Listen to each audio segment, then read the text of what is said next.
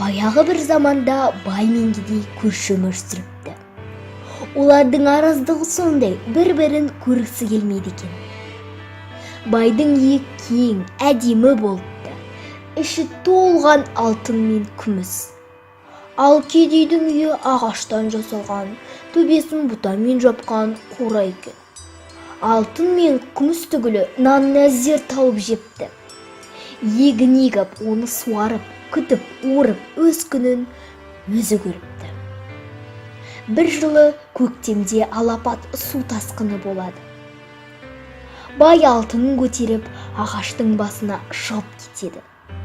Ал кедей болса, бір көмеш нанын қойнына салып, ол да ағаштың басына көтеріледі. Су тасқыны 15 күнге созылады. Бір күні қарны ашқан бай кедейге: «Әй, кедей, сен мына бір кесек алтынды ал да, маған бір үзім нан бер» дейді. «Жоқ, алтының өзіңе нан бере алмаймын» деп жауап береді кедей. Екінші күні бай кедейден тағы да нан сұрайды. «Алтынымның жартысын берейін» дейді ол бұл жолы. «Жоқ, бере алмаймын» деп бұл жолы да кедей келіспейді.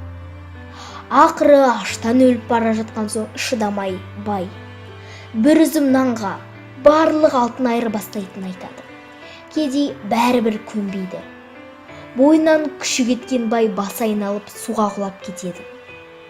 Ал келесі күні су тоқтап, кедей ағаштың басынан түседі. Халықтың алтын күміс тас екен, арпа бидай ас екен дейтіні осыған орай айтылған екен.